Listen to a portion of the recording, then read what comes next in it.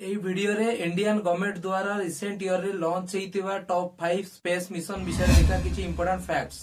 First, Chandrayaan 3 जाकि 2023 रे launch हेइतला बाय यूजिंग LVM3 रॉकेट। एई मिशन मून नो साउथ पोल ले लैंड हेइतला एवं यारो मेन टारगेट थिना मून नो कंपोजिशन आ तार थर्मल प्रॉपर्टी को स्टडी करिवा।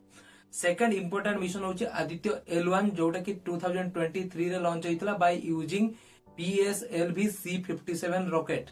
आउ एई मिशन नो मेन टारगेट थिला सन रो आउटर एटमॉस्फेयर बा कोरोना एंड क्रोमोस्फियर को स्टडी करिवा। आउ एई मिशन भारत रो प्रथम solar mission. Third important space mission थिला एक्सपोसैट एक्सरे पोलारिमीटर सैटेलाइट जोटा कि PSLV 7 रॉकेट द्वारा लॉन्च करा जायतिला।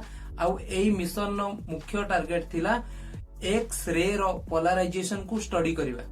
फोर्थ इंपोर्टेंट स्पेस मिशन थिला स्पैडेक्स और स्पेस डॉकिंग एक्सपेरिमेंट जहा कि PSLV C60 द्वारा लॉन्च करा जायतिला 2024 रे।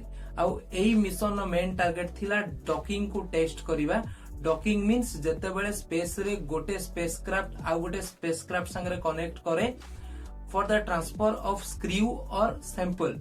फिफ्थ इंपोर्टेंट स्पेस मिशन होची निसार जोटा कि 2025 रे GSLV F-16 रॉकेट द्वारा लॉन्च करा जायतिला। आउ एई मिशन नो मेन टारगेट होची अर्थ रो हाई रिजोल्यूशन इमेज प्रोवाइड करिवा एंड डिटेल मैपिंग प्रोवाइड करिवा।